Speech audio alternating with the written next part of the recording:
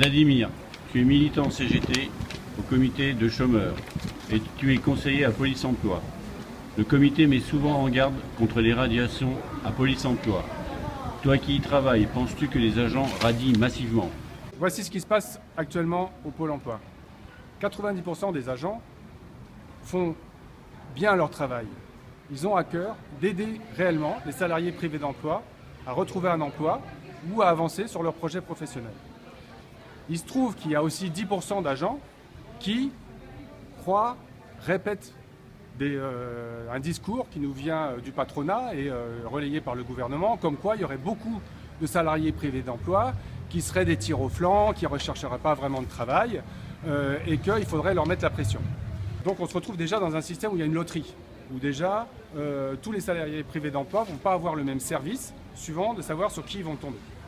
Après, on va avoir un deuxième problème qui va se caler sur le premier problème, qui est qu'il y a actuellement le gouvernement qui met en place une politique qui fait glisser l'activité au sein de Pôle emploi de l'aide vers le contrôle. Les gens qui ne recherchent pas activement d'emploi au Pôle emploi, il y en a, mais c'est dans leur très grande majorité des gens qui sont découragés, qui sont fatigués, qui sont usés, et c'est pas en leur mettant la pression qu'on va obtenir du résultat. Le truc, c'est que déjà, il n'y a pas de travail. Donc avec 22 000 inscrits sur le bassin de Lorient pour une population active de 100 000, je vous laisse faire le calcul, c'est extrêmement massif. Donc dans ce contexte, on nous demande de passer à un contact de plus en plus par mail, par téléphone. On les envoie vers des systèmes automatisés, des logiciels sur Internet. On envoie vers des prestataires privés qui sont payés à la commission. Et on perd ce contact physique indispensable qu'on doit avoir avec les salariés privés d'emploi pour bien faire notre travail. Donc là, on est sur un fonctionnement qui dérive et qui va vers la casse du service public de l'emploi, qui va amener à ce qu'on considère, nous, agents Pôle emploi, comme des gens anonymes, des numéros. Et il faut savoir aussi que le flicage va être renforcé. Donc, on va arriver à une augmentation des radiations, ce qui va faire plaisir au patronat, qui va pouvoir proposer toujours des emplois toujours plus dégradés aux chômeurs parce qu'ils seront totalement sous pression, et ce qui va faire plaisir au gouvernement, qui va avoir de moins en moins de salariés privés d'emploi inscrits au Pôle emploi. Que peuvent faire les salariés privés d'emploi pour éviter de se faire broyer par la machine infernale qui est devenue Police Emploi?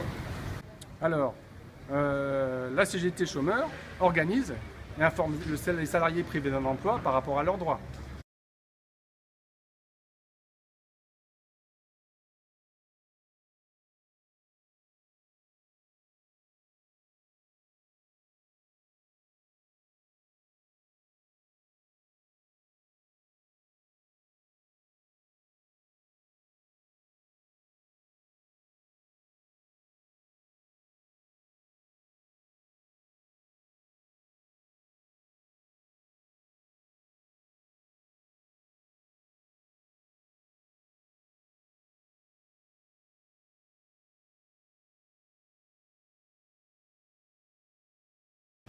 Il faut savoir aussi que les salariés privés d'emploi peuvent décaler 2 fois la date de l'entretien à partir du moment où ils le font, avant le jour et l'heure de l'entretien, sans donner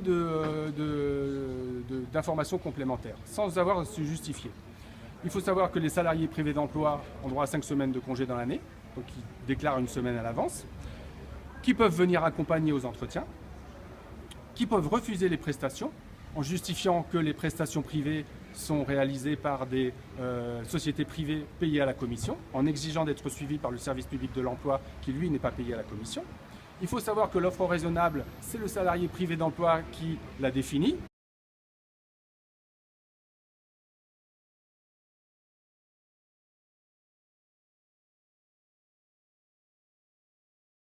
À partir du moment où les salariés privés d'emploi consultent des offres toutes les 2 semaines, ou font des démarches au moins toutes les 2 semaines, on n'a rien à leur reprocher.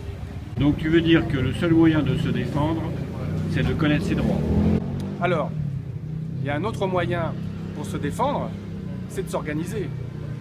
Donc, en face de nous, on se retrouve dans la société, en face à des actionnaires et des banquiers, qui sont des super prédateurs et qui veulent détruire tous les liens sociaux de notre société.